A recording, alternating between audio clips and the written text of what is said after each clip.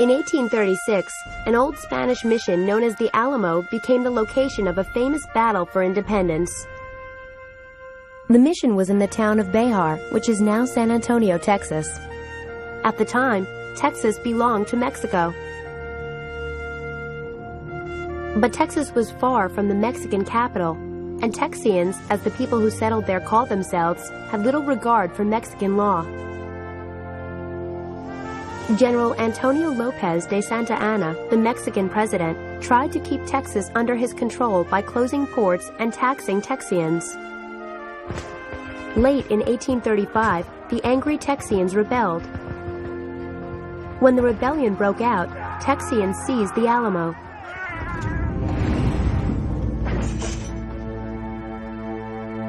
Though the Alamo was never intended to be a fort, it was capable of withstanding attack.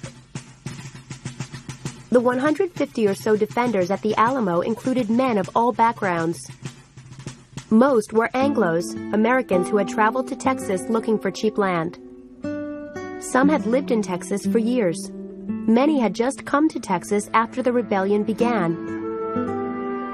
Folk hero Davy Crockett was one of these men. Crockett was a well-known figure of frontier life. Jim Bowie was another Alamo defender. He had gained fame for his skill with a knife. During the siege of the Alamo, however, Bowie was very sick with fever and on the brink of death. Colonel William Travis, along with Bowie, was in charge of the garrison. A number of the defenders were Tejanos, or Mexican residents of Texas. Many of these men did not want Texas independence, but did want to depose Santa Anna. There were also 14 women and children living in the Alamo. They were the families of some of the defenders. On February 23, 1836, Santa Anna led the leading units of his massive army into the area around Behar. This group of 350 men easily captured the town without firing a single shot. But his real goal was the nearby Alamo. The mission-turned fortress guarded one of the two roads from Mexico to Texas, and Santa Anna and the Texians both wanted to control it. Santa Anna made camp to wait for the rest of his men. He raised a red flag from the church of San Fernando to signify his intention to fight to the death. The flag meant his soldiers would take no prisoners and show no mercy. Bowie sent a message asking Santa Anna to negotiate. But Santa Anna's response was grim: surrender or die. As night fell, Travis sent a messenger to Goliad, the main Texian stronghold, with the plea for reinforcements. He knew that his small force would be greatly outnumbered by the Mexicans. Over the next days, Travis's fears were confirmed. Santa Anna's army continued to grow as new troops arrived. Eventually, the Mexicans would have about 10 times the number of Alamo defenders. Travis and his men were determined to stand their ground. But Travis knew they needed help. A few days later, he sent another message begging for reinforcements. The next day, Colonel James Fannin led 320 men and 4 cannons out of Goliad toward the Alamo. But misfortune befell the eager men. On the first day, their wagons came apart, and the men were forced to make camp for the night. Fannin and his officers met to discuss their situation.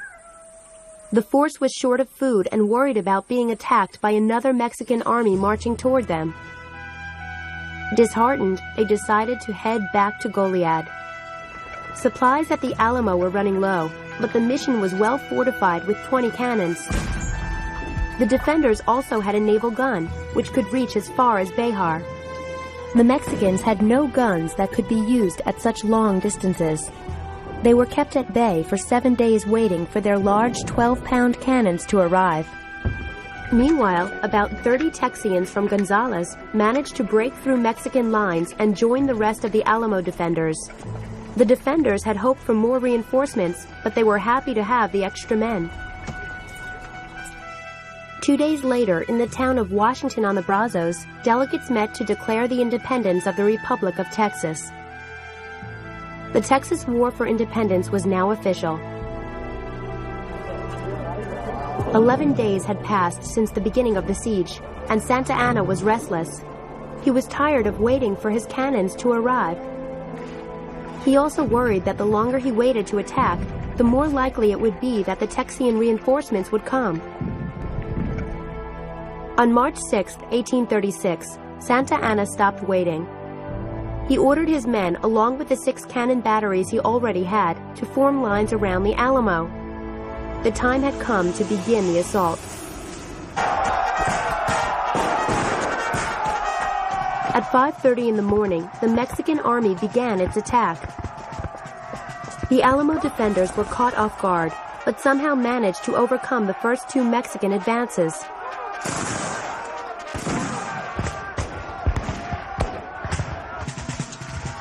But in this early fighting, Travis was shot and killed.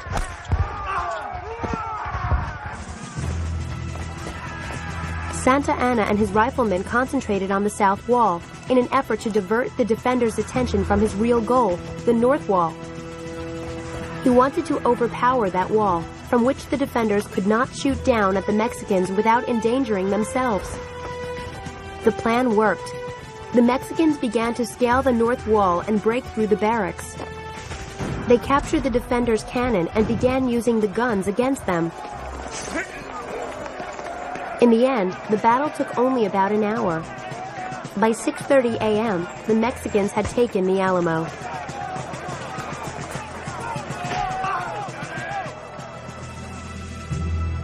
Though victors, the Mexicans had suffered badly in the attack. Nearly 600 had been killed or wounded. Some of the defenders of the Alamo were taken prisoner, but Santa Anna had them executed. Between the fighting and those executions, all the Alamo defenders were killed. However, Santa Anna released the 14 women and children. Santa Anna also ordered the defenders' bodies burned. He wanted the Texian rebels to know that he would give them no mercy. Although the Alamo had fallen, the Texan Revolution continued. Just 1 month after the Alamo, Sam Houston and his men defeated the Mexican army at San Jacinto. They captured Santa Anna and forced him to accept the independence of Texas. The Texians ran into this final battle crying, "Remember the Alamo." The Alamo serves as a symbol of the bravery of those who fought for Texas independence. Within its walls, the memory of the heroic last stand of the Alamo defenders lives on.